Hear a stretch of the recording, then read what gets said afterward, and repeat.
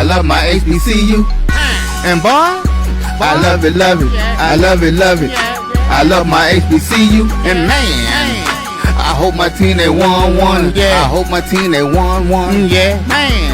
I hope my team they won one. I hope my team they won one. I tune into the HBCU Sports Lab to see if my team won or lost. If they lost, I'm quiet as a mouse. But if they won, keep tab. I'ma do the dab, yeah. Dr. Cavil, he know what he be talking about. Mike and Charles, they know what they be talking about. They compress the analytic data with this hip hop. If you know them like I know them, they gon' tell you if your team, if they won or lost, and who the ball. So listen to Professor, yes sir, and pay attention, cause he gon' teach a lesson. This is Dr. Cavil. We're inside the HBCU Sports Lab with Mike Washington, Charles Bishop, and A.D. Drew to get you in your morning going. As we know what took place this past week, we had games on Friday and Saturday, big games, championships on the line. So we'll get in a little bit about that talking, and we have at the end of the show, we'll talk about who's next in line to see if they can put themselves in positions to win championships. With that being said, welcome to episode 742 of Inside the HBCU Sports Lab radio show and podcast, the show that's covering the sporting HBCU dash for all things HBCU sports for institutions large and small. From the NEIA to the NCAA, we share insights and information on HBCU sports culture, HBCU athletic aesthetics to facilitate the story of HBCU athletic programs and the business of HBCU sports. As you know, we just like to call it, in short, HBCU sports pedagogy. I'm your host, Dr. Kenyatta, along with my co-host, Mike Washington, Charles Bishop. We're filming from our home studios and sending a signal live, as we like to do on our Tuesday and Thursdays. But we are in our home, beautiful home at Texas Southern University from Houston, Texas. With that being said, let's bring everybody in. As we say, today's episode of Inside the HBCU Sports Lab is sponsored by THG Agency. THG Agency is a company that provides sporting, educational, and data analytics. Charles, oftentimes in the show on Sundays, we do On a Ledge. We also now have moved that to the Mid Major Division. Now it's to the point where you move from the ledge. I guess you still have some people on the ledge, some people jumping off the ledge. But now you got to the point where the folks that are remaining that hadn't had to do that, whether they chasing championships, now you get the rumor mill. It's going strong. So I had calls this morning, which kicked me off just a little bit as we trying to get that under control. And, those are very confidential conversations. So I'll leave that right there so I won't get us, certainly myself, in any real trouble. But you see, last time I put this on the season, I had a nephew playing on the team, and they had won the division. We're heading, at that time, they were heading to FAMU. Well, it's that time again. I'll leave it right there. So it's appropriate that we bring out some of these cigars for these folks, as we open things up for getting victories, because victories are hard, as we know, in the conference. Now, some of the scores may not look it like that, but the week leading up to get to the point where you can have those scores, it's certainly like that. And then you have other times where it goes down the wire. So let's get some of these shouts out here appropriately.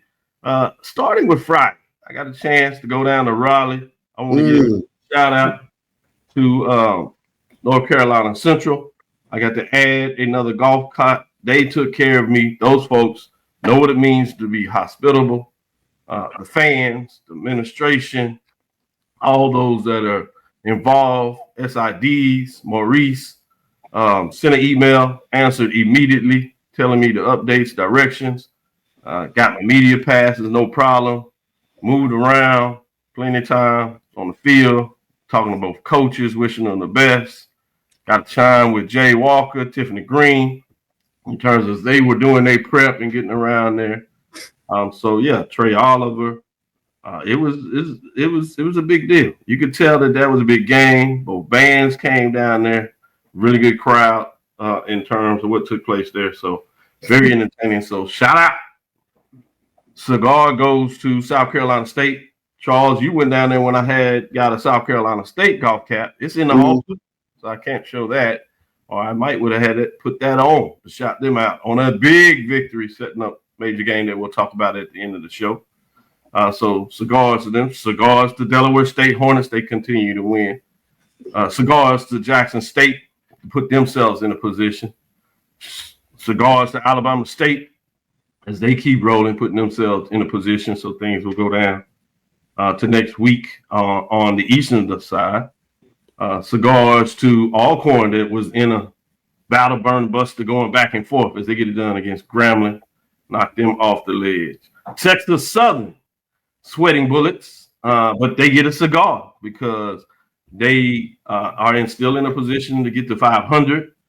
They also are not the team that lost to a team that hadn't won a conference game yet, but boy, was it with the tuck, had to lead, lost the lead big, came from behind a lot in that game. So it'll be interesting if anybody puts that on the ledger. So that was something there. Shout out to FAMU going to Alabama A&M. Alabama A&M, to their credit, is still fighting. Made it difficult to Rattlers, but the Rattlers was like, no, we need this victory. We trying to get to over 500 to close things out. So they still put themselves in a position to make that an option for them. So that was big in terms of what that looks like. Did I forget somebody? Yes. Yes. I got a couple. Thinking about this purple and gold down there in Texas. Prairie has got it done as they've clinched and won the Western Division. So shout out to Coach Jackson, AD Golf, part of the team that put that package together. And Golf is doing well as he's won a regular season swag volleyball championship. So shout out to him. I also want to give some love, Mid Major Cigars, Johnson C. Smith.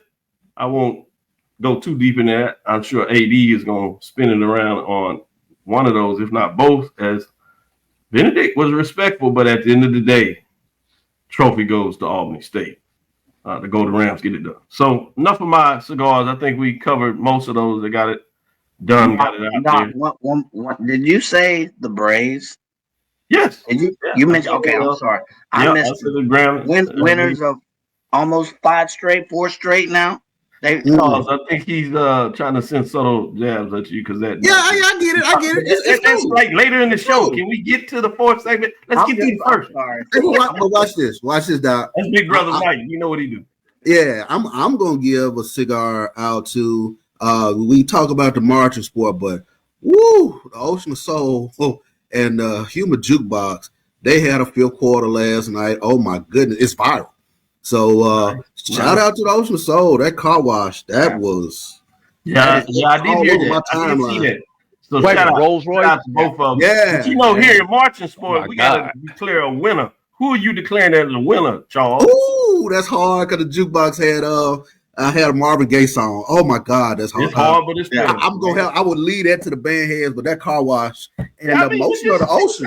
Pick a side. You know, I'm gonna go with Texas Southern on that one. All right. Shout out cigars go to the Ocean of Soul for this segment in terms of, as we say in marching sport, we can declare a winner. I'm sorry. Go ahead.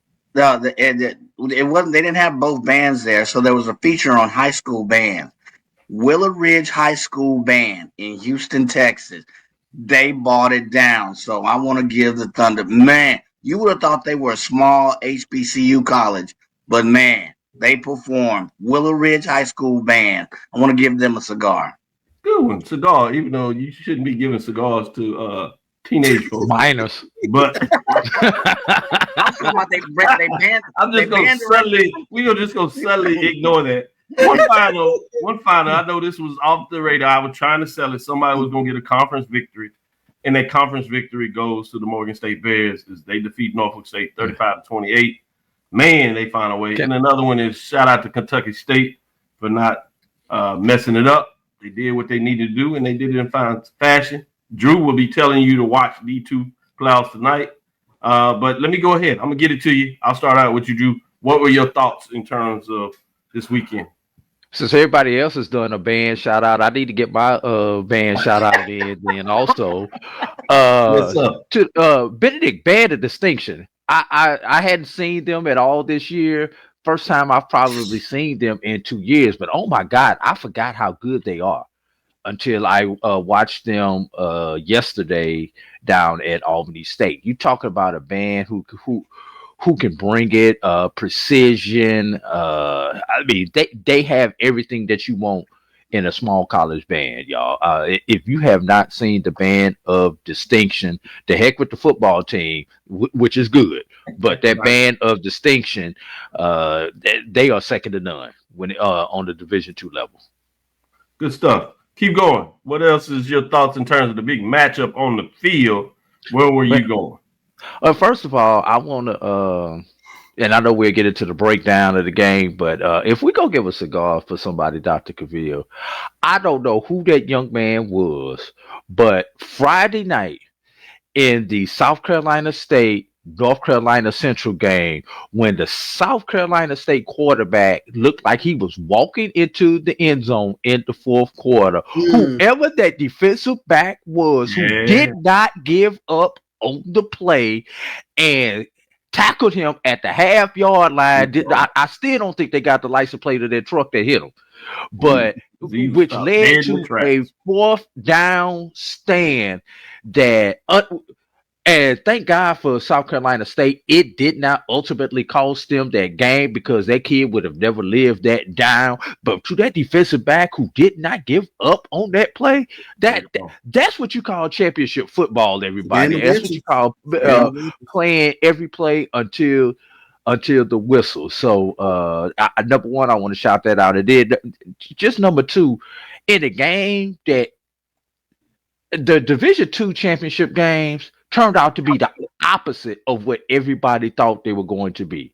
You thought the blowout was going to be in the SIAC championship game, and that game wound up being very competitive. You had a score of every kind damn near in the game. The only thing we was missing was a safety, everybody. We obviously we had touchdowns. We had field goals. We had a block punt for a touchdown. We had a block PAT return all the way to the other end for a 2-point conversion. And I thought we did have the safety in that game. The referee spotted the ball on about the half-yard line.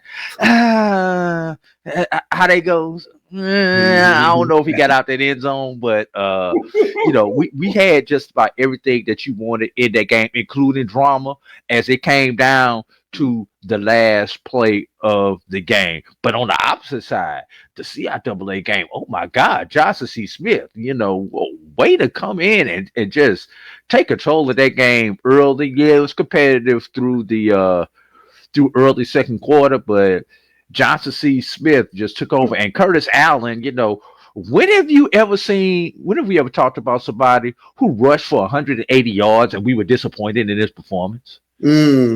Oh, great breakdown. Wow. Very good. Very true. Let me go to you, Mike. What's on your mind?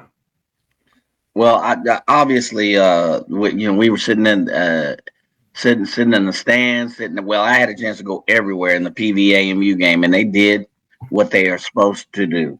They won convincingly. But one thing I'd want to point out, when we started talking about PV in middle of this year, we were talking about their running backs. Okay. We're talking about that 2 running back committee. These last 3 games, they have really opened up their passing attack.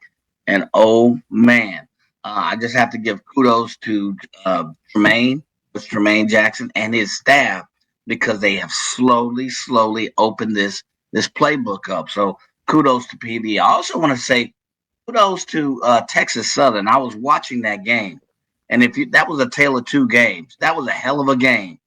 And it could have went anyway. I thought Southern actually was going, all right, could this be the game that Southern was going to win? They're going to have their last home game. They're going to send those 17 seniors off. But no, not so fast. They had one kickoff play. It was, and it's harder. I thought it was an onside kick, but it was basically a line drive that hit the player's head. They recovered. I'm sorry. He was like, what happened? He was like, well, onside, my first response. But yes, they showed the replay. It was a line drive. It hit the person between the neck and the face and bounced right back. that was the momentum, and unfortunately, TSU ended up coming back in the latter half of the second half. But that was the most weird on-site play I've ever seen in my life. So it hit him in the neck, bounced off into the person's head. I don't think he even called that. I don't know what the intent was. It was a line drive about 5.5 feet off the ground, just a line bullet. So I don't know. Only Mike can provide that type of description to the play where everybody was like into it. Before I go to you, Charles, Drew, can you pull back up the chat? I think somebody donated, so I want to pull his up, and then Sneaker Talk, I want to give him a shout out, some acknowledgement. Yes, Mr. Sowell, I hope I'm pronouncing your name right there. I did meet him at the entrance of that bookstore as I was asking him where to go and looking around, and he was getting settled. He came down there. His son, we know Nick, he does it well over there with South Carolina State, but wanted to give him a shout out. Very pleasant individual, watches the show quite often. So appreciate, obviously, the support and continue. South Carolina State salute, as we said, shout out, cigar to Mr. Sowell in terms of getting it done. Had his jersey on. I did not realize that was his son. I was moving around too fast, but we got a chance to talk it up a little bit. And so, man, folks around that MEAC folks, I know different folks have different talks, but the ones I meet are always good. They read it. They read it down in those parts, and great game atmosphere. So I want to give him a shout out for sure. Continue to support. We look forward to the matchup this week with Delaware State. We'll see where these guys are going to lean in terms of that matchup. I will say this: anybody can go on the world that's road tested. South Carolina State coach Barry going to be ready. With that being said, pull up Sneaker Talk. So I give him a acknowledgement. I don't even know if you want to call this a shout out. He said, I want to shout out Tennessee State Aristocratic Bands. that they performed in front of 75 people at yesterday's TSU game. They did their thing. Sound like a dress more rehearsal. people on the band in the field and in the stands. That's pretty tough. Tennessee State, what are you doing? What are you doing? What are you doing? Even when they were in the ring for a championship, it didn't work out like that. With that, without further ado, let me go to you, Charles. I know you want to get your thoughts out there. What stood out to you? What stood out to me, let me give a shout out to Texas Southern. First time since 2010 that they've beaten Southern in Baton Rouge. So anytime you can break a streak like that over 15 years, you deserve praise. But I guess starting off, you got to give your kudos to Prairie, SWAC West champions.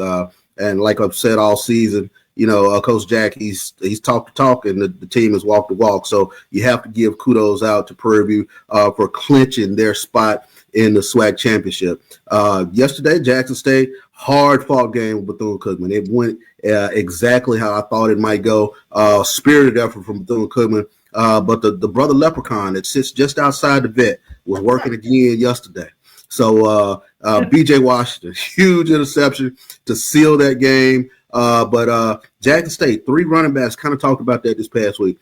3 running backs that rushed for over 100 yards. So, and we'll see where Jacoby Morgan's health is going forward. But this team is battle tested. It's just rounding itself in the championship form that somebody is willing to make a play to keep those championship aspirations in place. So. Yeah, and as the former head coach of the Houston Rockets would say, never forget the heart of a champion. And you can see that playing out for Jackson State. Credit to them. As I said, cigar, shout out to them making the plays at the end. They were running the clock, and it looked like they were going to be able to run the clock, get that first down. As you said, they were really solid in terms of the run all game. But shout out to Bethune-Cookman defensive side. Found a way to force a fumble to give their offense a chance. They move all the way down to essentially the 22. And then Washington takes over with the play of the game for sure and gets it done for Jackson State. Fascinating. Shout out to big analysis by all of you all in terms of key matchups. Fascinating to see what's going on. As we did a little bit of the band tease, I will talk this and say, obviously, the final ranking part of the HBCU Band of the Year came out. We'll go with the D2. We call it the Mid Major here. Yeah, Winston-Salem State's Red Sea of Sound is in the 5th spot, 793.5 points. You know, there's 3 areas that measure. So that was broken down in terms of 246, 270.5, and 277 for their 3 areas, again, to give them a total of 793.5. Then you have the Tuskegee Marching Crimson Pipers, earn a total of 800, broken down to 244.5, 285.6, and 270. And you have the Miles Purple Marching Machine in the 3rd spot, coming into this at 828.6. That's 267, 281.1, and 280.5 in terms of how they graded out. You have in that 2nd spot, Fayetteville State, the Marching Broncos Express at 830.75. That's 280, 276, 274.75. And the Bridesmaids that just keep coming and pushing it down to see can they find a way to get into the championship round and this time bring it home. They've been there 2 years in a row, but finished 2nd. They're currently in the top spot, so they are looking to get that championship trophy. The Trojan Explosion at 287.5 in September, 294.2 in October, 296.8. So they are getting better each of the releases. So as we talk about in football and other sports, if you can find yourself playing the best and you can be playing at the end of the season, it's always good. And it looks like the Trojan Explosion is doing just that. So wanted to give them acknowledgement in terms of what that looks like. Division One. We'll go through that in terms of what that looks like in those rankings. Number 5, you just talked about Ocean and Soul, Charles. They were in that final 5. So okay, you could imagine that what you said about the battle between Southern, the Human Jukebox makes sense because they right here in the mix at 882.96. That's 280.5, 290.27, 312.19 in terms of the breakdown there. Everybody has recognized from us talking about the Spartan Legion of Norfolk State. They are already in the mix. Well, they're back in the business doing it again. They're at that 4th spot, 913.17. That's 284, 319.37, and 309.8. Holding down that 4th spot.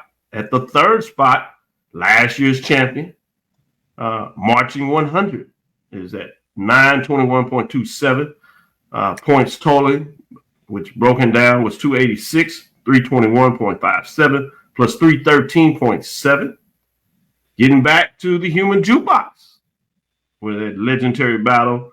You can see why you had top 5 programs going at it yesterday, and they held up today, into the bargain, along with a fascinating football game, 927.74, 299.5, 315.44, and 312.8 in terms of their breakdown. And the first year champion is at it again. North Carolina A&T, runner up last year, the Blue and Gold Marching Machine, ranked at the top. That's 294.13.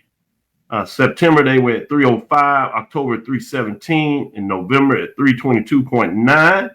So they continue to get better. So fascinating when you break this down. We'll see what this means when the final is announced for those 4 programs, 2 from the Mid Major, 2 from the Major Division, that's Division 2 and Division 1, will head to Atlanta for a championship in the Battle of the Band of the Year, I should say. So with that being said, let's take our first break, come back on the other side. We're going to get further into breaking down these scores, see if there's any ledge talk, any Big Ben helmet stickers. We'll talk about that officially on the other side.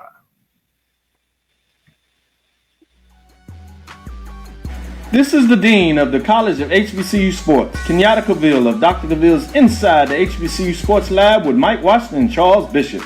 Come mix it up in the lab where the course lecture is in session every Tuesday from 6 o'clock p.m. Central Standard Time on Facebook Live, YouTube Spreaker, or the BCSN app, as we discuss all things about the HBCU sports culture, including exploring the week that was in the sporting HBCU diaspora, as well as the upcoming week of HBCU sports. With me, the Dean, the College of HBCU Sports, on Dr. Cavill's Inside the HBCU Sports Lab with Mike Washington and Charles Bishop. Course lecture dismissed.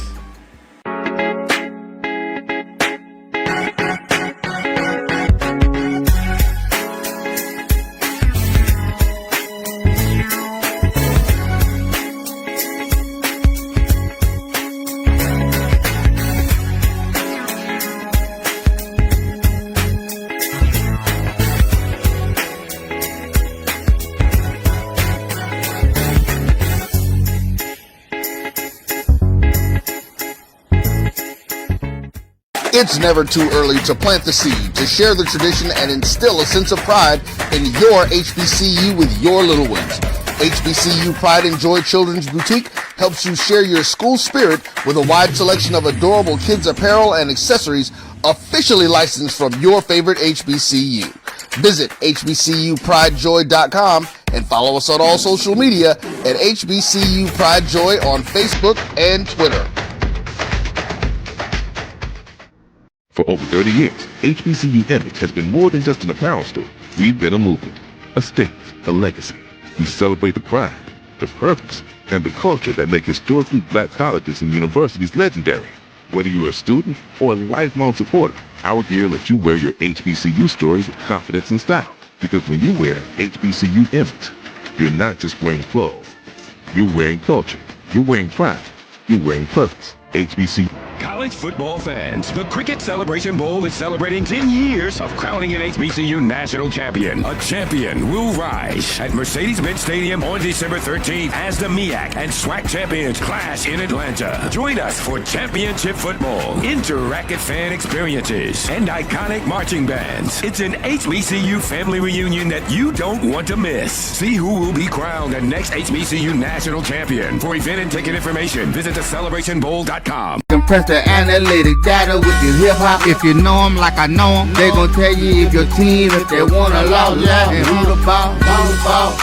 So listen to Professor, yes sir, and pay attention, cause he gon' teach a lesson. This is Dr. Cavil with Inside the HBCU Sports Lab. Is that champagne? It looks like A. Drew is like, where his cup? Mike, No, this coffee, bro. Oh, he just saying he clean. He living a clean life. Charles got his coffee cup. Man, I feel bad. I'm not in the. Let me go get my water because you know I'm just good at it. I'm a good guy. Can't never go wrong with water. That's right. Plenty of it. With that being said, water's boring. Come on. Yes, sir, Mike. Yes, sir. Mike is in one of those big brother moves. With that being said, let's pull it up. Let's look at our scores. We'll talk about last week's rankings to remind people quickly of where things going on. And as we get into it, obviously see the Big Ben. We'll get into the Big Ben sticker. With that being said, last week's top 7 looked like it. Number 7, Grambling State Tigers. At number 6, North Carolina Central Eagles. At number 5, Delaware State Hornets.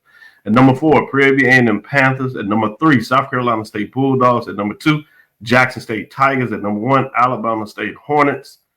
It'll be interesting to see what this week of games did for the top 7, if anything. But let's get into the scores first. Remind folks, breaking down the scores of what took place essentially with those top 7 programs. This is for week 11. Let's get into the number 1 ranking in terms of that team first, which was Alabama State. But before we do that, I wanted to give some love to the Mid Major, sneak them in there because we had championships on the line. So we had number 1, which was the Albany State Golden Rams. Albany, as Mike always liked to remind us. And number 4, you had the Benedict College Tigers, sitting at 9-2, 7-1. Close game, closer than most people thought. With the Golden Rams getting it done, the important part, they hold up the trophy, winning 22-16. So they improve and get to the magical 10-win season, 10-1 on the season, 8-0 in conference, very impressive. While Benedict Tigers have bounced back, and they're certainly in the championship business. They finished their season at 9-2, and they were 7-1 in the conference race before the championship game. Interesting enough, wanted to sneak in that fact in terms of making sure we acknowledge the Albany State Golden Rams winning at SIAC Championship 2020-25. Next matchup, our next big game was also a championship. It was the CIAA. This is a picture acknowledging the championship. Coach Gray there. It'd be interesting to see as we talk about fans on the ledge. You can also have fans on the ledge for a different reason in terms of wondering about their championship level coach as they've gotten back in the championship business. Sometimes you can get in the business and get right back out if things don't work your way. But we shall see. I've not been told anything, just saying. With that 16-time SIAC champs, as Eric, Canders reminds us to give him a shout out to those Golden Rams. Let's get into that second championship affair. This one was a upset for many people. 90 years since the Golden Bulls been able to do this in a lot of ways, but they win. World War II? Damn near. CIAA championship. So a lot of shout outs to Johnson C. Smith. Golden Bulls, Coach Flowers was pushing that program. We saw it, just got bitten last year, but they came back with ultimate reward, getting it done against number 2. Coming in as the Virginia Unions were the favorite for most folks. But shout out to Stephen G. Gaither. He said this might be just the time of the Bulls, so he hesitated at least on his and said he could see them getting it done. Well, they get it done big in Charlotte. They improved to 10 wins on the season, something they hadn't done in 60-some years. But they improved as 10-1, 6-1. The Golden Bulls defeat Virginia Union 45-21. Virginia Union falls to 9-2, 7-0.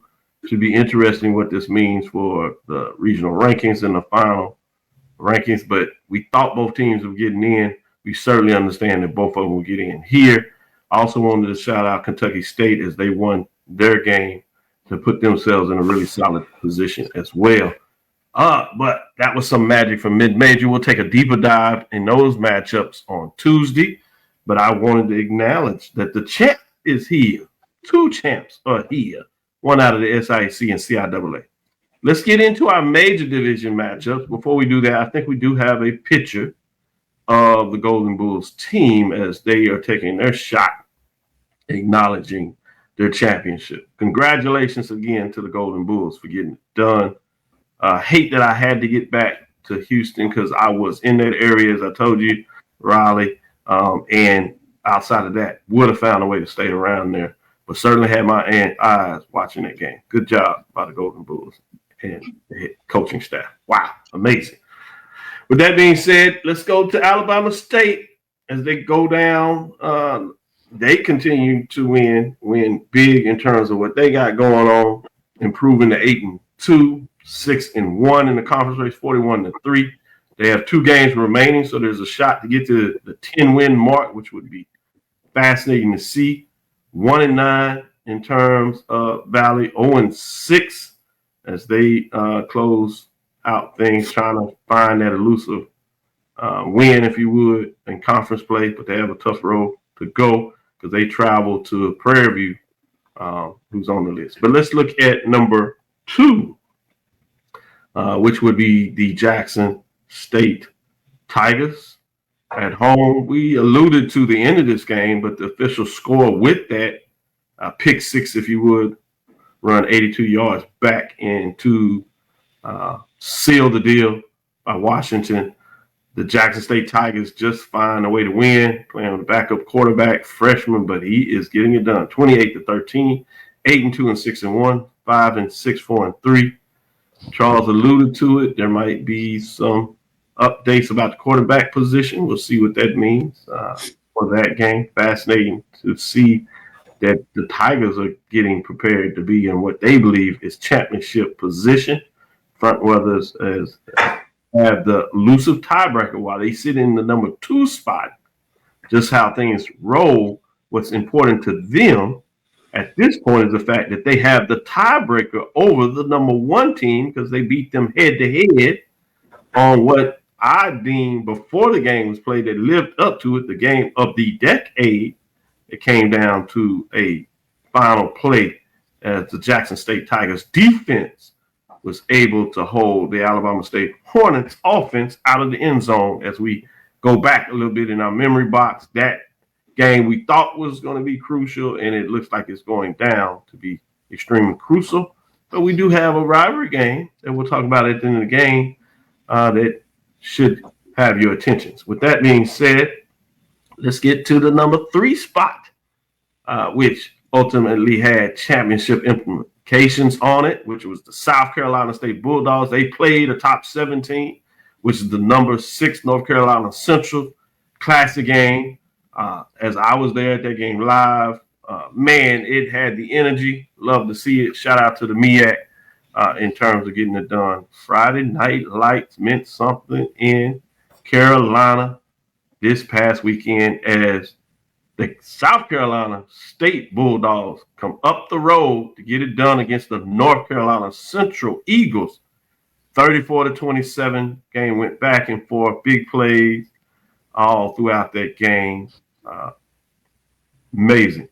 The Bulldogs improved to 8-3, 4-0 more importantly in conference play, setting up a big matchup, a de facto MEAC championship game against Delaware State. Next weekend, North Carolina Central, the Eagles fall to 7-4 and 2-2. Speaking of champions or championship games, you have Prairie A&M Panthers defeating Pine-Bluff.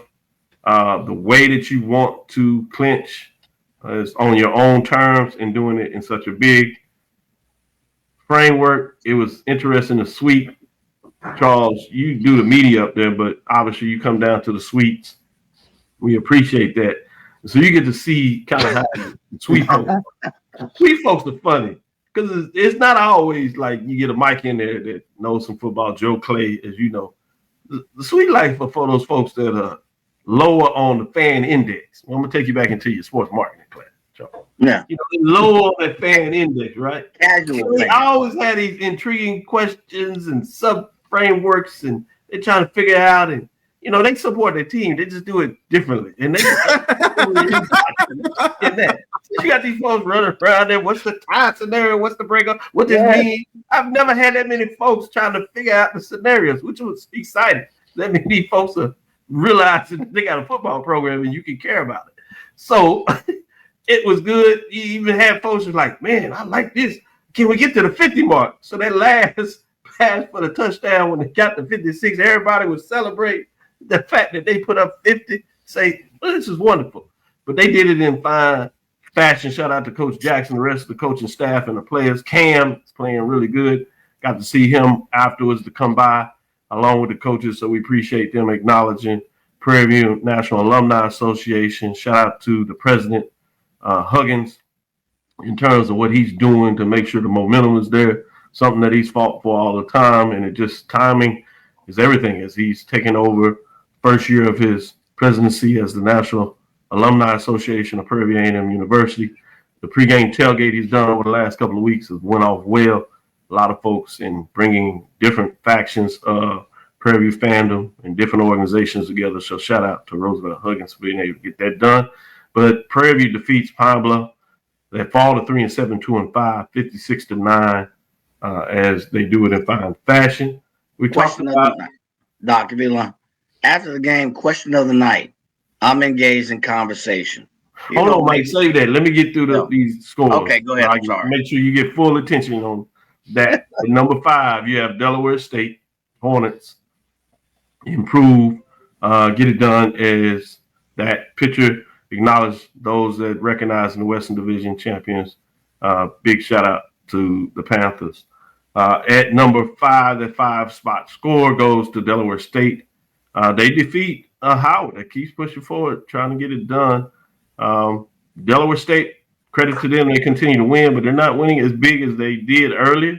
Howard is a backup quarterback. We'll see what that means. Ultimately, they got where they wanted to get to, which is to be able to play for a championship, which means they can earn a ticket, the bid, to the Cricket Celebration Bowl. as they will face off with the conference undefeated South Carolina State Bulldogs. The Hornets improved to 8-3, 4-0. They defeat Howard, that's 4-7, 1-3, 26-13.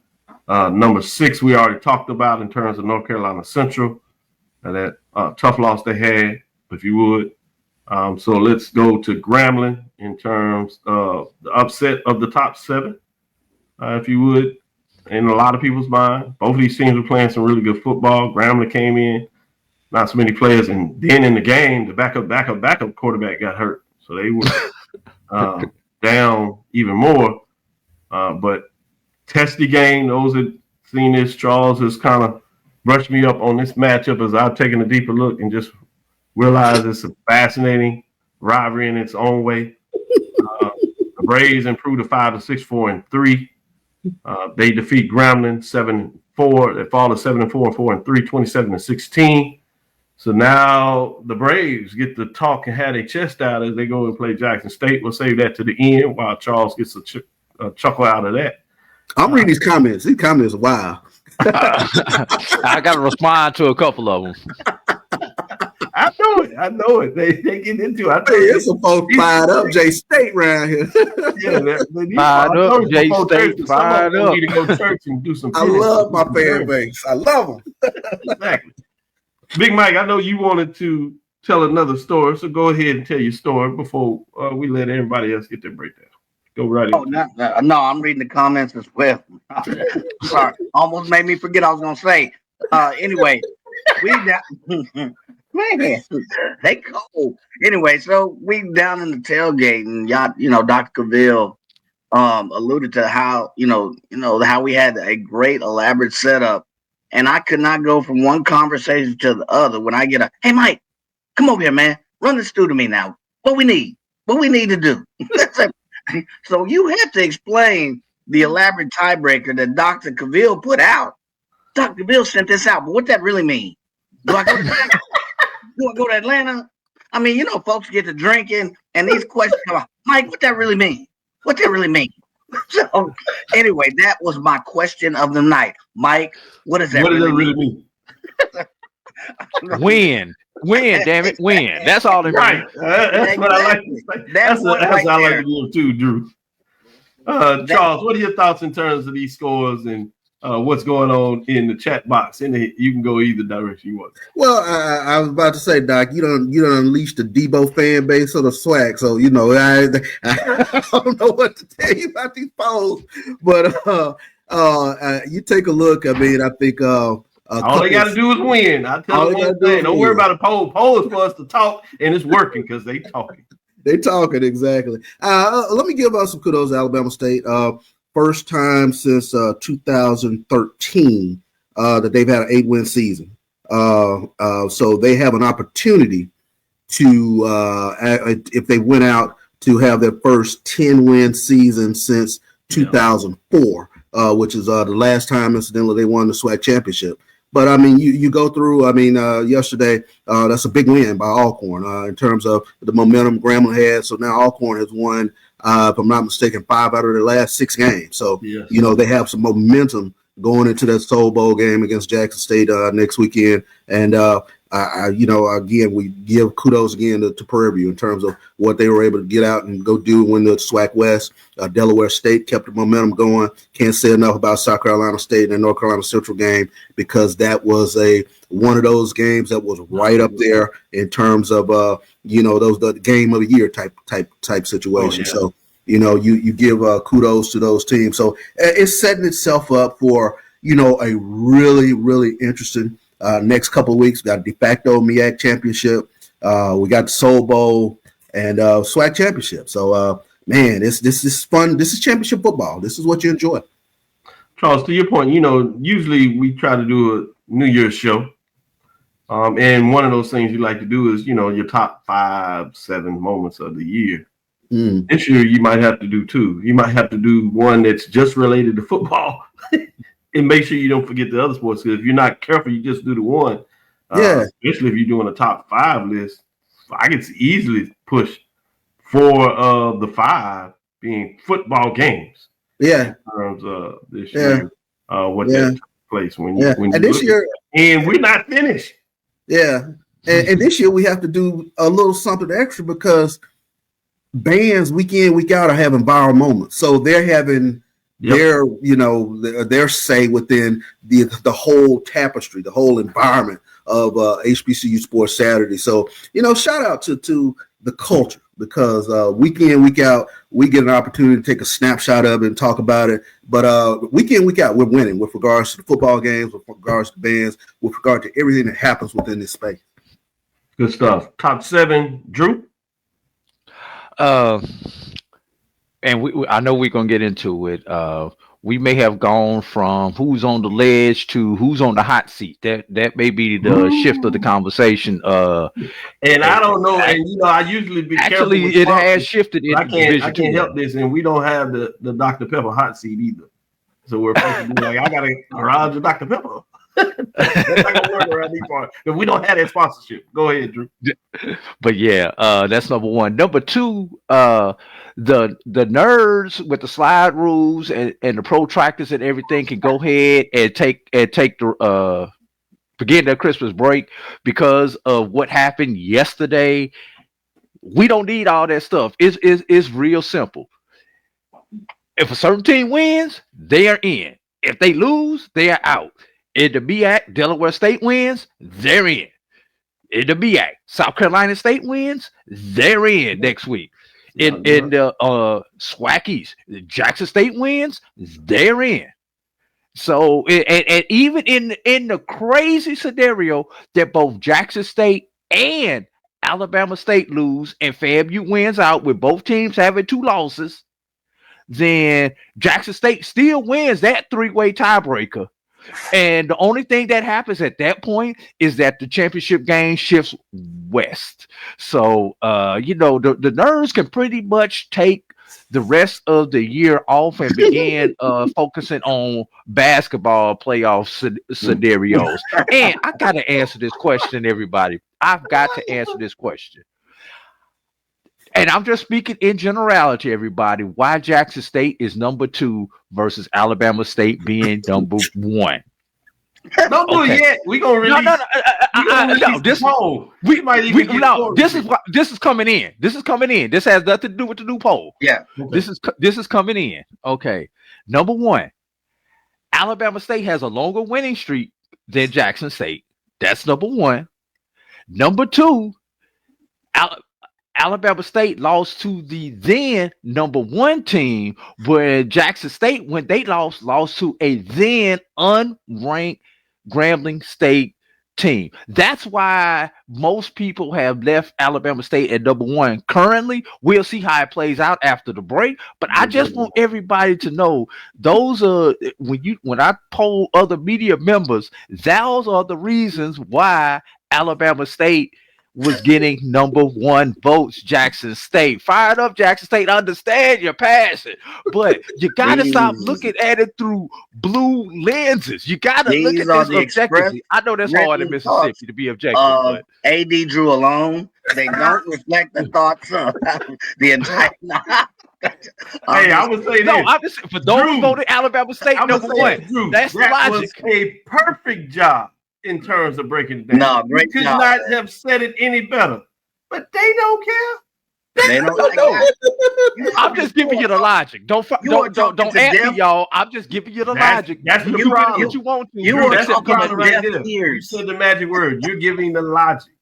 You are talking Mathematics is not logic. Their fandom has nothing to do with logic, so you don't have to worry about that. I know we're running long in the tooth. Say, man, don't be getting on my screen and putting that cuss words in there. We got children to watch this. What you doing? You can express yourself without putting up such language. Watch yourself, man. Decorum of the day. Decorum. You can be upset and say all your stuff, but watch the language. This is PG-13. Brother, I got a young son that enjoys the talk that we do. Some of y'all need to be better.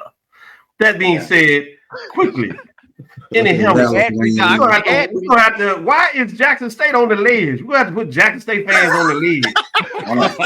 Top of the ranking, not the winner. And they on top of the rankings and they on the ledge. Sell it all on the field, but you on the ledge. Who helmet sticker, Mike? Any helmet sticker you want to do?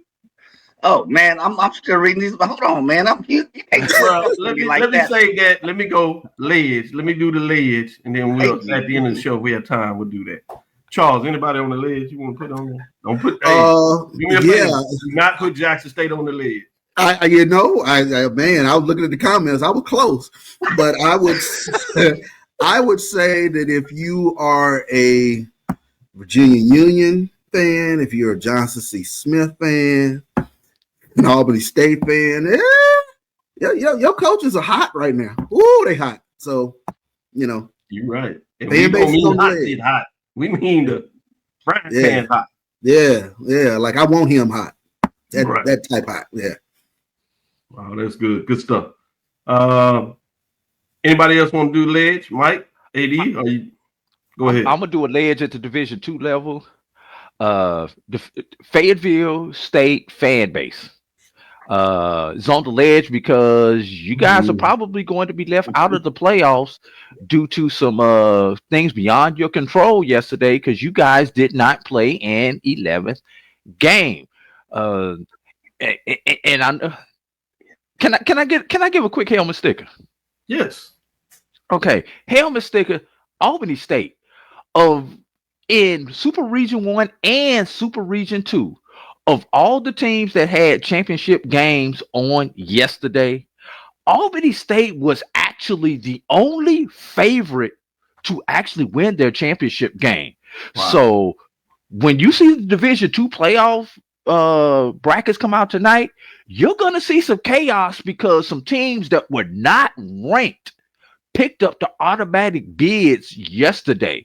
Wow. So you're going to see some real shuffling and some teams. SIAC team, Benedict might be in trouble.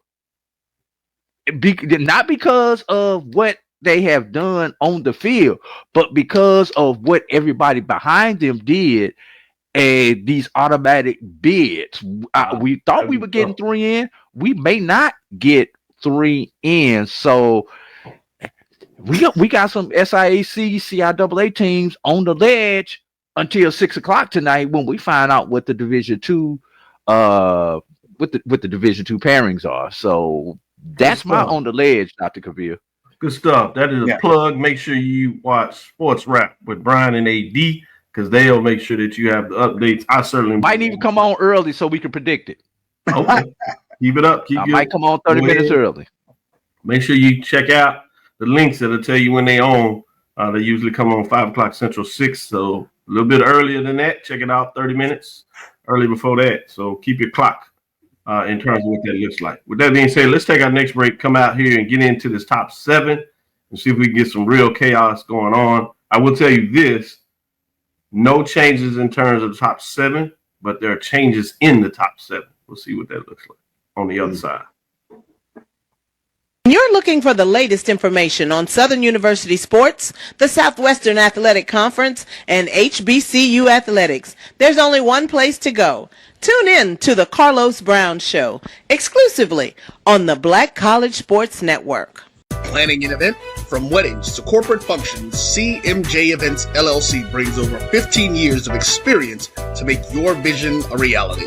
Based in Metro Atlanta and serving statewide, even internationally, we provide versatile event planning and authentic catering cuisines tailored to your needs. Whether it's pre-game meals for student athletes, fundraisers, weddings, corporate functions, CMJ Events LLC is your one-stop solution for exceptional service and unforgettable food. Our diverse culinary heritage means we cater to all cultural taste, dietary needs, and food restrictions, making every meal uniquely yours.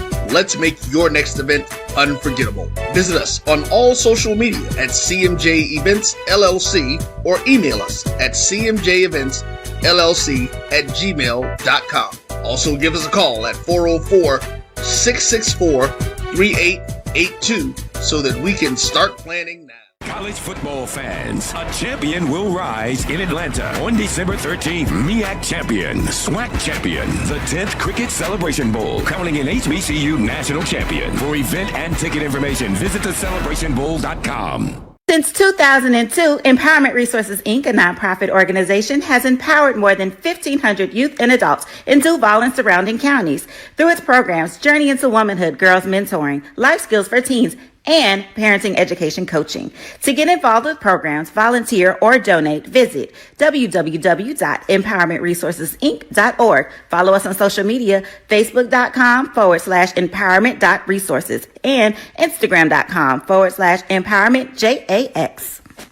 For over 30 years, HBCU Image has been more than just an apparel store. We've been a movement, a statement, a legacy. We celebrate the pride, the purpose, and the culture that make historically black colleges and universities legendary. HBCU Image, a Kenny T's company. ESPN Events presents Red Lobster Band of the Year. Returning to Atlanta on December 12th, 4 bands will qualify for the big stage, where 2 national champions will be crowned. Follow us for rankings updates throughout the season, and join us on December 12th. For event and ticket information, visit bandoftheyear.com. Compress the analytic data with your hip hop. If you know them like I know them, they gon' tell you if your team, if they wanna lose, and who the ball.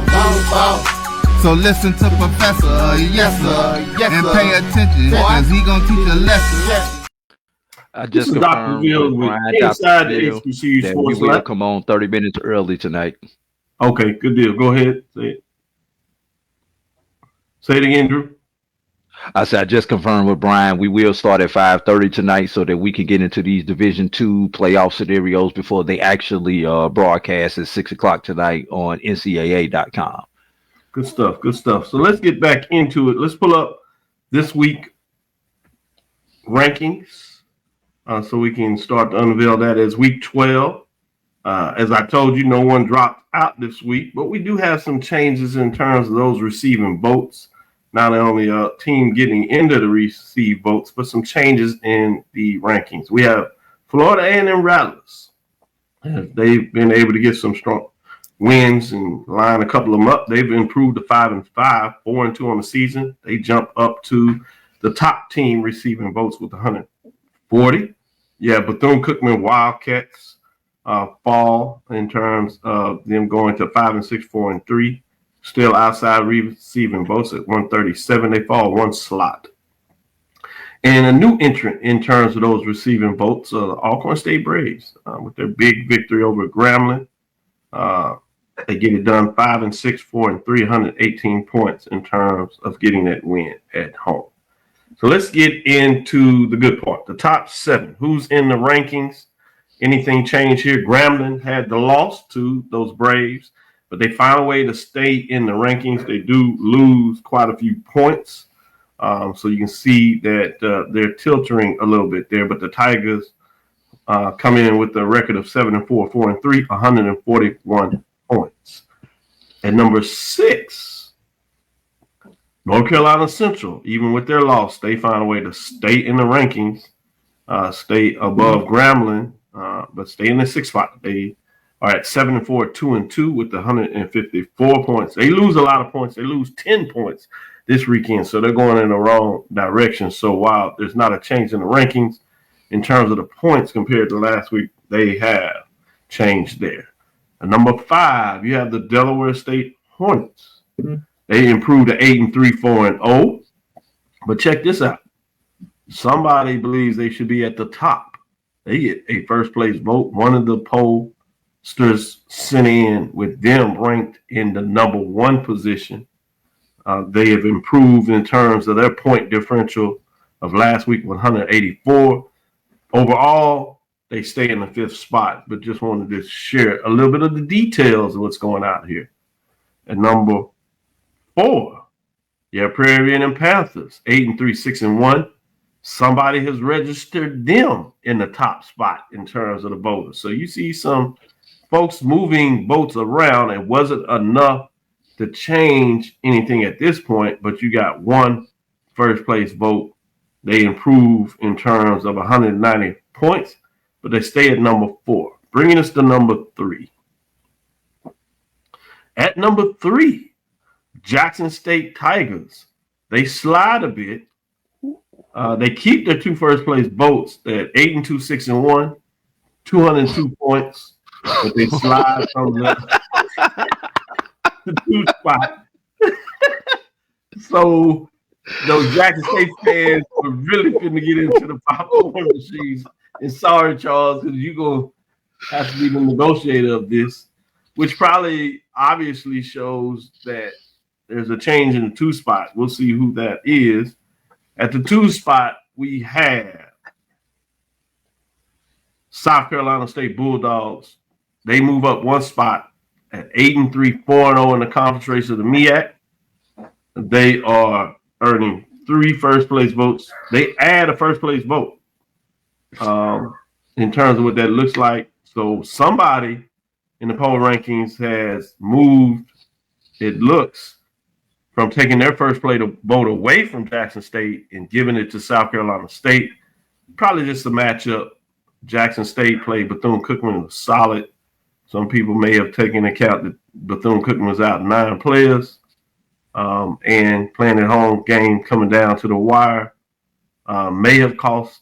Be interesting to see. But South Carolina State taking care of North Carolina Central, top 7 matchup versus a top 10 matchup for Jackson State. Fascinating to see how that goes. But if you're Jackson State, no worries. You're in a championship hunt, and you certainly can prove everybody wrong. Just continue to win. And that's why we love the games on the field. But 3 first place votes for South Carolina State Bulldogs. They do move up a spot this week. Previous number 3, they move up to the 2nd spot. And they have 217 points to get it done, which means that number 1 remains Alabama State. 4th week, they are rolling at 8-2, 6-1, 5 first place votes, 219 points. So you could see a scenario, at least for a week, where you have Alabama State number 1, but they don't even make the SWAC championship game. And at that point, it'll probably fall. You do see the fact that they are already losing. Somebody has took away a first place vote. So you start to see the slide in terms of the votes. So I imagine with Jackson State officially winning the championship of the Eastern Division could change some people's votes if they get it done this Saturday. And we'll see what that looks like next week. But for this week, in week number 12, this is your top 7. I'm going to go ahead and go to you, Charles, first, so you can get your damage control out of the way. Also, top 7 mix here.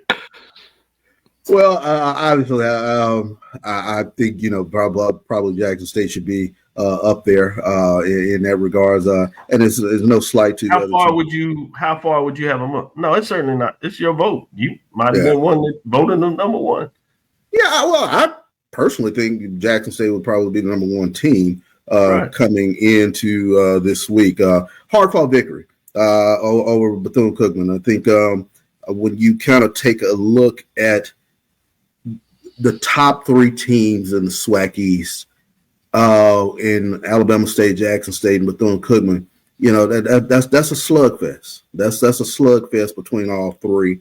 And I think when you take a look at the breadth of anybody within that top 5 on any day, Bama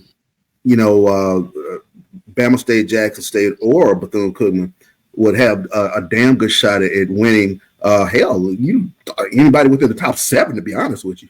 So that's how front loaded that SWAC East is with regards to those 3 teams. So I probably can't come back to Jackson, but if I don't say Jackson State will probably be my number 1 team. I mean, that's fair. And I think you broke it down in terms of not just saying because you are a part of Jackson State in various ways. You have broken it down in terms of what they've done, looking at it overall in the season. And while I agree, I think the East certainly has showed its strength. I think this is the first year with the West has really showed that it's closed that gap. And this year, I think it's really close, particularly when you think about some of the injuries that play into this, right? Sure, exactly. Not to say that wouldn't have changed, but that's part of the game, and you can't just ignore it. You talk about a Texas Southern team that's fighting to get that 500. They went on the road and were right there with Alabama State. Yeah. Mm-hmm. You see Bethune-Cookman without 9 players. They go on the road. They're right there with Jackson State. Alabama State went down to the last minute. Alabama State goes on the road to Prairie, and that goes down to a field goal. So the depth of the top teams is a lot different, and I think a lot of folks are still in their working through that. Yeah. Of what goes on versus really looking at the games. And you can understand that because folks look at scores maybe, but most of the time they focus on their team. Yeah. And they're not watching games like we need to do to make sure that we can deliver the updates from a media perspective. And certainly understand that folks cheer for their team and feel differently. Some folks believe Delaware State will win it all. Other folks don't think they're quite ready yet. But the good thing is, guess what? It's going to be played on the field. It's going to be taken care of on the field. Yeah. We can put all this to rest. But the thing is, we talk about this in such a way that other folks have an opportunity to see and put their information to it. And we do it for the fans so they can get their talk on no matter how they look at it. So we appreciate all the comments, no matter how much we agree or disagree with how they see it. But it's great commentary. 80 Drew, your thoughts on the top 7? I need to correct one thing you said, Charles. The third place team in the SWAC East is actually Florida A&M, not Bethune-Cookman. You said top 3. Bethune-Cookman is actually sitting in 4th place right now. So after they lost. Yeah, after the loss. So want to get that out the way. Which is going to make that Florida Classic that much more interesting. It's going to make it that much more fun, yeah. It really does, because let's be real. No one thought FAMU would be sitting where they are, especially the way that they lost to both Jackson State and to Alabama State. But quiet as it's been kept, Florida A&M has won, 3 in a row? Mm-hmm. So we just need to keep it out there. Speaking of winning streaks, Dr. Cavil, and although I actually understand Jackson State's complaint on this one, I mean they've got a complaint enough for not being number 1. Valid from a Jackson State perspective, but them going down to number 3, boy, I actually can understand this one when they complain about this one. Except when you take a look at it, Dr. Cavil, of the 7 teams that are on the screen, South Carolina State has the longest winning streak, having won 6 consecutive games. So when you look at that, that may be what some of the posters were looking at. Not me. I want to say this. I'm going to put this on the record. I still had Jackson State number 2, so y'all can at me on Jackson State being number 2, everybody. But South Carolina State number 2, I can actually see that. I will also say this: should Jackson State win Saturday and Alabama State win Saturday, because Alabama State season will essentially be over, I'm just giving them the wash against Tuskegee. I will flip my vote to making Jackson State number 1, because their season will be continuing on versus Alabama State's, whose season will essentially be over. The second longest winning streak on this screen, Dr. Cavil, is Delaware State. I personally have Delaware State at number 3, ahead of South Carolina State. You can argue that Delaware State should be above Prairie View A&M, but you're splitting hairs with that one. Also, at this point in time in the season, Dr. Cavil, it's very refreshing to see that every team on this screen has 7 or more wins. Yeah, that is refreshing. Although Grambling State's conference record leaves a little bit to be questioned. The fact that they have 7 overall victories. Yeah, everybody, y'all do forget that one was against an NAIA, one was against a Division II. But even still, yeah, that was my shot at y'all, Grambling State. Sneaky shot at you. But the fact that they have been able to get it done, it's going to be interesting, especially when you consider a week-to-week poll there, Dr. Cavil. And last thing, who thought we would see a Rattler sighting, even as far as receiving votes, Dr. Cavil, the way that all of us have been on the orange and green this year. I never thought I would see it. And when I did my vote, I'm like, damn, I'm actually supposed to put FAMU back up in here. Good stuff. Good stuff.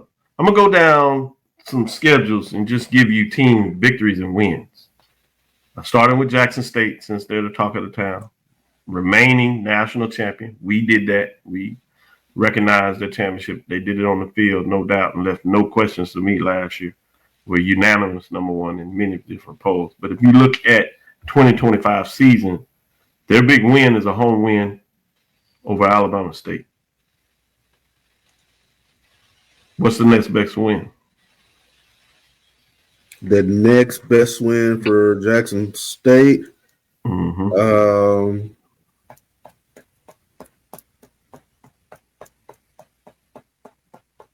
Defeated Hampton. Defeated Tuskegee. Yeah, I'm sitting here trying to kind of go through the schedule right now. Keep that's why I'm gonna break it down so everybody can see it. Defeated Hampton. Lost to Southern Miss. Defeated Tuskegee. Defeated Southern. Defeated Alabama A&M. Defeated FAMU. Defeated Valley. Defeated Bethune-Cookman.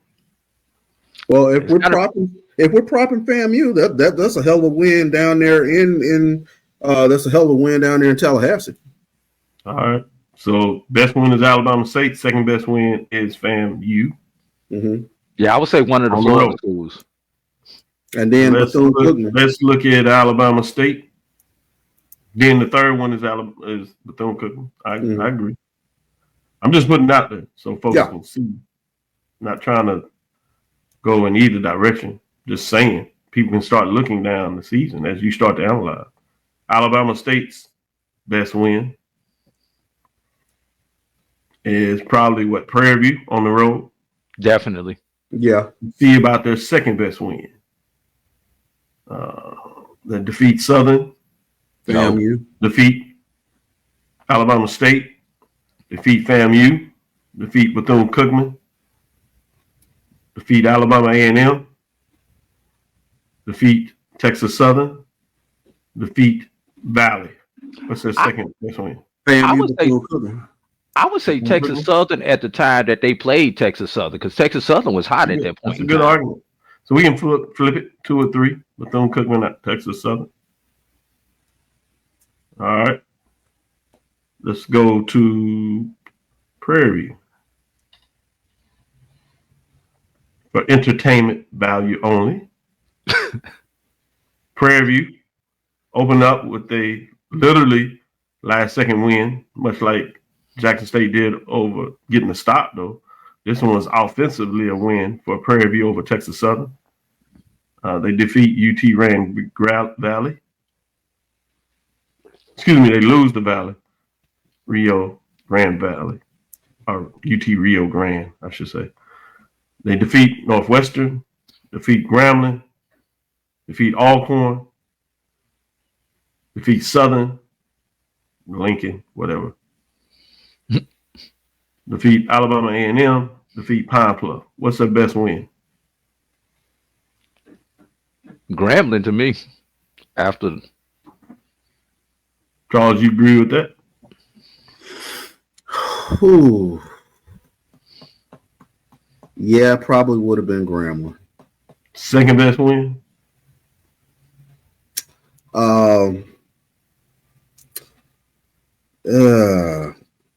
List them again real quick, Doc. Sure. Texas Southern to open things up. Northwestern State, Grambling, Alcorn, Southern, Lincoln, California. I'm probably Alabama A&M and Pine-Bluff. I'll probably for entertainment purposes, I'd go out of conference. The win against Northwestern State was the one that impressed me at the time, because it showed me a level of physicality with regards to Prairie View's football team, and the fact that they were able to finish that game out. That to me set them on a different trajectory No matter where Northwestern State is within their conference right now.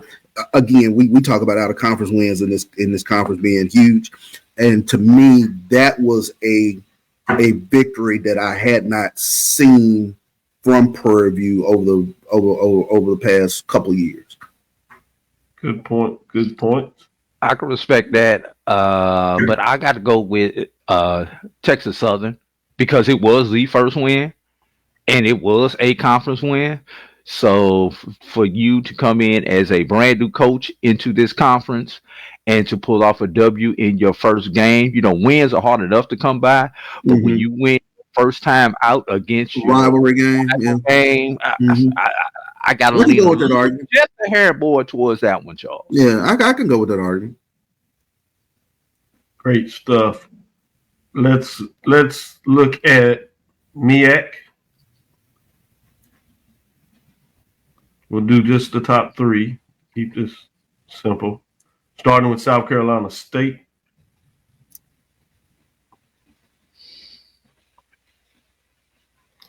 They have a win over Wofford. Win over Bethune-Cookman. They have a loss to Charleston Southern. They have a win over Savannah State. Win over A&T. Win over Norfolk. Win over Morgan. Win over Howard. Win over Central. We just saw. What's their best win? Central Wofford. Okay. Central Second best Wofford. win. So you can flip for you either one of those, 1 or 2. Yeah. AE. Give me those again. South Carolina State over Wofford. They have a win over Bethune-Cookman. They have a win over Savannah State. Win over A&T. A win over Norfolk State, a win over Morgan State, a win over Howard, and a win over Central.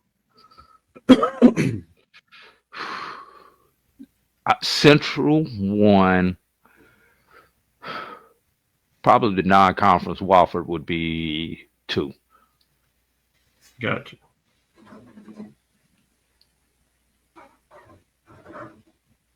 Delaware State.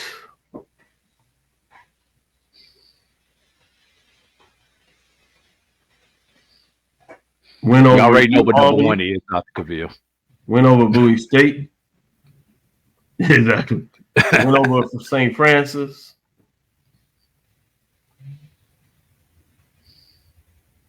Win over South Connecticut State. Win over Central. Win over Norfolk State. Win over Delaware State. Over Morgan State, and win over Howard. What's the best win? Central. Pretty easy. I agree. Second best win? St. Francis, maybe? I agree. AD, you in line? Ditto. All right. Last one we'll do Central. They probably have biggest tough losses than wins, but they got to win over Southern,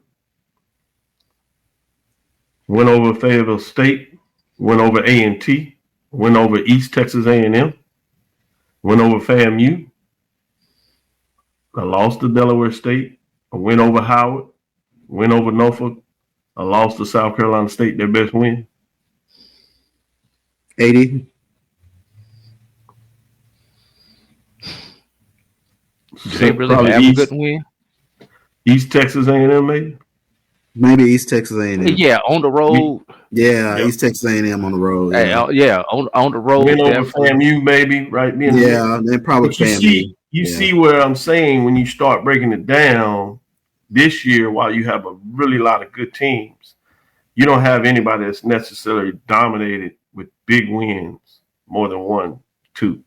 So I think going down the stretch for those teams that are still in play, that are winning their conference, playing championship games, playing in the bowl game, it's going to be fascinating to see, because you'll really get somebody that's going to find a way to pull themselves out and make some statements at the end of the season in terms of where they are ranking, which kind of gives you why a lot of folks probably have different spreads in terms of who had a win at a certain time, when they had that win, is going to give folks different focus of what that looks like. So I want to do that quick exercise. We'll take our last break and come back on the other side and just go over a couple of big games. Then we'll call it a show.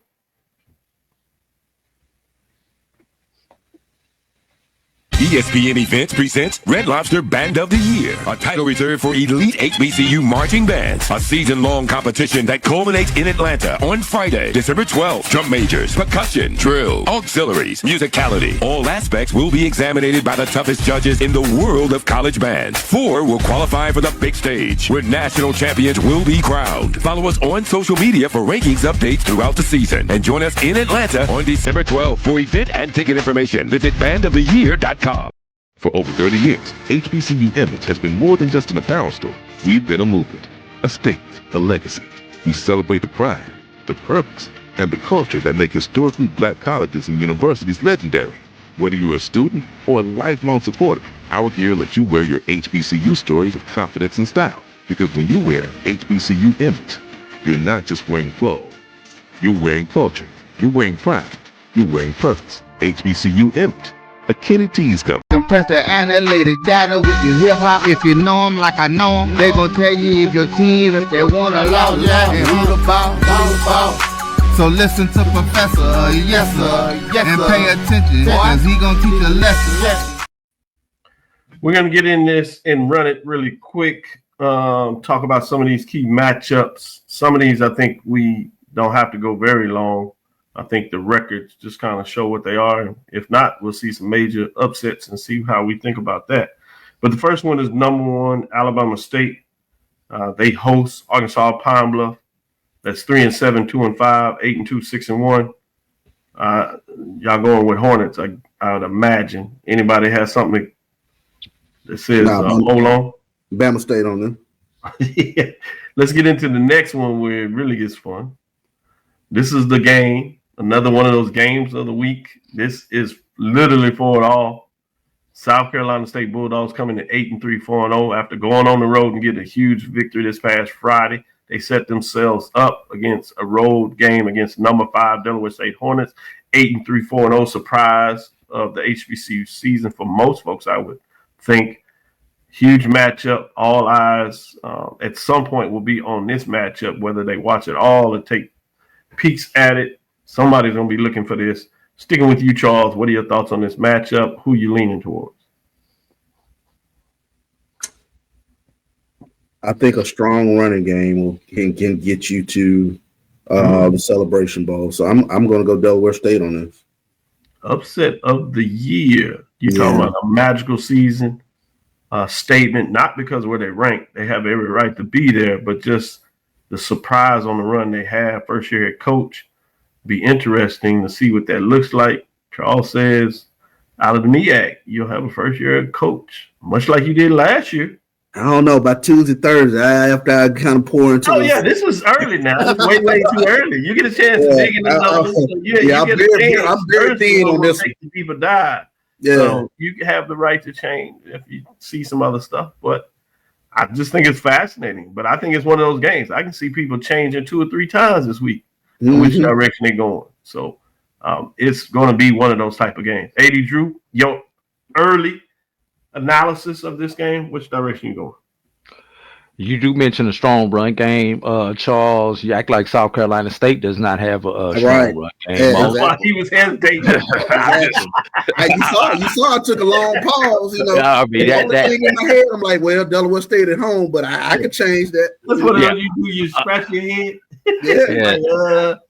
While although Delaware State would be the feel-good story of 2025, definitely maybe the best feel-good story of this quarter century, I've got to lean to the brother who has won 29 consecutive conference games. You know, when it counts against a conference opponent, Chennis Berry just does not lose. He has not lost a conference game since 2021. Going across 2 conferences on 2 different levels. So until proven otherwise, that's a good point. I've got to lean with Chennis Berry and the South Carolina State Bulldogs in this one. Man, you talking about a coach. We talking about the Riverboat gamblers that we, doodling them over the years. He did the outside kick in that game. He went 4th and 1 at the goal line. So that's the other part that you don't necessarily think about Chennis Berry. But he has the ability to say, I'm going to run it. And when I mean running, I'm talking about domino type card games. Let me see and shuffle it up. So fascinating what that looks like. So I'm with you. This is the intriguing matchup. It'll be interesting to hear what everybody has to say when they break these games down. Obviously, Sports Wrap, HBCU Nightly, a couple of other ones out there. It's going to be fascinating as this thing gets closer to the week after the media comes up. You'll probably get some points coming out of the coaches' talks. I'm sure they'll be close to the vest as much as possible, but people might be able to find something to pull out of that to get some lather going. With that, let's get into this next matchup. It's a top 10 matchup. It's a team that is fighting back. It's won 5 out of 6, 4 straight games, rivalry. It is in Jackson. So there's some ways to build this up. I don't know if it's really going to be one of those games to build up, but it'll be interesting. Braves come at 5 and 6, 4 and 3. At number 3, Jackson State Tigers. And that number 3 could easily be number 1. Certainly, we saw it as number 2 just last week. So this is a championship level team, national championship level team just for last year, trying to run it back. It's at 8-2, 6-1. And they go in this game understanding they need this to continue. They want to play for a championship. They win this, they clinch the East. So a lot on the line with this matchup. Drew, where are you? Hell, I done already pissed Jackson State off, so I'm gonna go for the ultimate festivity. I'm calling Alcorn State an upset. Wow, that would be one for the ages. Charles, save us all. I think Jackson State wins, and that Jackson State wins going away. I don't bet against TC Taylor with regards to trying to get to the championship game. And we saw yesterday, if all else fails, you just gonna run the football, and they got the horses to run the football. They will use that offensive line to play defense. Old Pete Richardson football, punt and play field position, and let the defense do what it needs to do and run football. So yeah, I think Jackson State gets this and they get back in the SWAC championship game. Good stuff, Charles. It'll be fascinating to see what this looks like. Let's go number 4. We'll just kind of get through some of these. I think they're off the grid for various reasons. Mississippi Valley State Delta Devils 1-9, 0-6. Prairie and Panthers 7-3, 5-1. Other than letting down the Laurel so much that they give Valley the first win, you see any of that happen in this, Charles? Nah. Prairie View is locked in and focused. I like the focus that the Coach Jackson has brought to Prairie View and the no nonsense approach. So there's no way they get caught off guard. Yeah, and that should be 8-3, 6-1 as they have the final game. Drew, you with Charles on this? Seniors will get to play in this particular game. Even some of those seniors who don't normally get to play will play in this game, with this being senior day. But get your cameras out early, because most of your frontline players will be sitting early in the third quarter. Mm-hmm. Next game, Central at Morgan State. Morgan State gets the first win. Central is coming off a huge letdown. They're on the road. Is this any trouble for the Eagles, or did they go ahead and get to that 8 wins to close out stuff?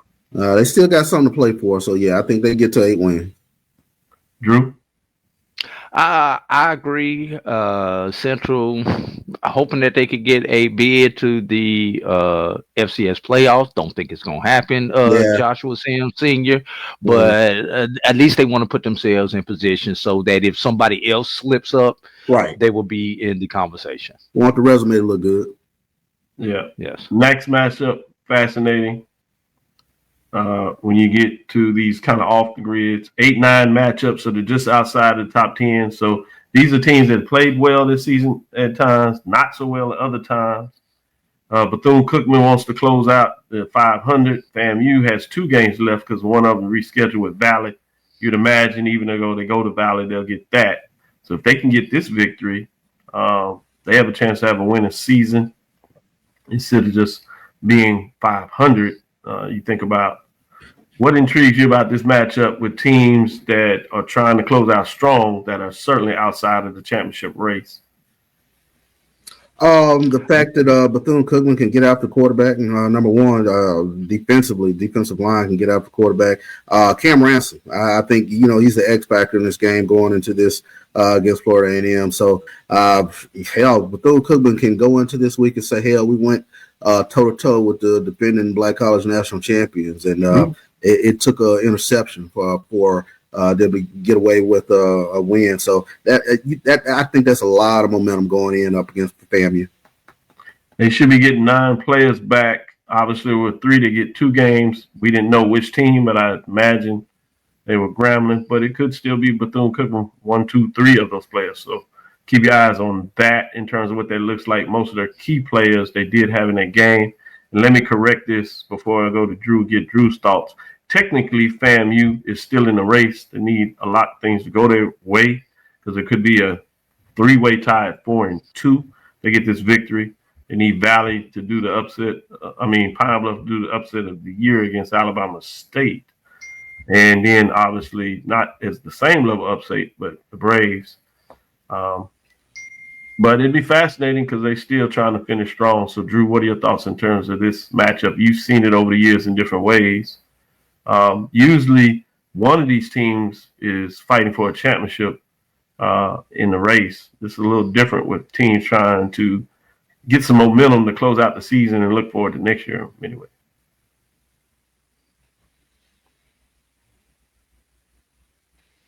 Go ahead, Drew. Is that a purpose pause? All right. I'm sorry. I don't know if you were buffering. I was buffering that. Okay. Yeah. All right. I'm really not concerned about the game on the field, Dr. Cavil, because when these two rivals get together, it is what it is. The team that's supposed to win oftentimes does not win this particular game. And I don't even know who's supposed to win this game this year, honestly, Dr. Cavil, because these teams have been hot at 2 different times in the season. Right. They have been garbage at 2 different times in the season. So what I am interested in this particular matchup, Dr. Cavil, is halftime. Because say what you want to, but when these two bands get together, the petty that goes on between these two bands during the halftime show in this particular classic, that's why they call it a classic. It's not about the game on the field. It's when these two bands get together. That the Marching Wildcats and the Marching 100. That's what I'm really looking forward to. Just that 25-minute halftime and see who's going to up the other one when it comes to the petty. And can Joe Bullitt stay within the bounds? Because he's gonna say something ignorant, y'all. But can he stay within the bounds, everybody? Yeah, you don't want another fight. Y'all hell on these Florida bands. I promise y'all. So we'll go these last 2 matchups. No comments needed. I just bring them to the floor. We have Alabama A&M 4-7, 1-6 at Texas Southern Tigers 5-6, 4-3. Credit to the Bulldogs. You can tell that they're not just closing the season. They're trying to play it out with some solid games. But Texas Southern can send the seniors out with a win and get to 500, close out on the season as they build the next year. In with a winning record in terms of conference play. Imagine that's a lot. But then you have Norfolk State Spartans at 1-10, 0-4, at Howard Bison 4-7, 1-3. Spartans' last chance to get a conference victory and get a Division I win. Be interesting to see, can they do it against Howard that's still fighting, but with a backup quarterback. It'll be kind of interesting. Same with Spartans, a backup quarterback. So a lot of attrition in this particular game. Some may have some betting odds on this more than anything. But with that being said, let's get in here and close it out. Thank you for listening to Dr. Cavill's Inside the HBCU Sports Lab. Make sure you share our podcast with your friends and colleagues. I am Dr. Kenyatta, the Dean of HBCU Sports, coming from inside the lab in the College of HBCU Sports with Mike Watson, Charles Bishop. Again, we want to thank you for listening to Dr. Cavill's Inside the HBCU Sports Lab with Mike Watson, Charles Bishop, every Tuesday and Thursday at 6 o'clock. That is Sunday at 9. Look forward to next week as we discuss the latest in the news in the lab. We will crown the Eastern Division. We will know by next week who is in the SWAC championship game. We will also know who will earn a bid to the cricket Celebration Bowl. So it'll be fascinating talk next week as we'll get some final pins on the season. We'll see who is in the top 7. We'll see what type of changes will potentially change in the top 7. Will things start to correct themselves next week? On Thursday, you'll see some of these other polls where we went back in the polls all the way back to the year after COVID. And the question I want people to ponder at this time is it time to expand either from a conference perspective? People may have heard with the Big Ten, SEC, where there was some talk early about the championship weekend where you had some matchups. They went 6 teams deep. Obviously, 1 versus 2 would play for the conference championship, but they would have matchups against 3 versus 6 and 4 versus 5. Is it time to look at that? Maybe not as deep as 6, but deep as 4. And is it time to look at adding a additional postseason bowl game to allow some of the other teams that had solid seasons? Because we could have a scenario where you got a 10-win Alabama State Hornets on the outside looking in. You have a team such as Delaware State or South Carolina State on the outside looking in. That'd be an interesting matchup, if you would, if things go that way in terms of postseason play. So we'll get a chance maybe to discuss that a little more on Thursday. So Charles, go in your data bag. Make sure you tell Mike to go in his data bag and start looking. AD Drew, always prepared to look at chaos. So with that being said, that'll do it for us for the show today. And as we like to close, dream big, continue to move forward. We will talk with you soon. Charles? Of course. Drew? Lecture. Dismiss.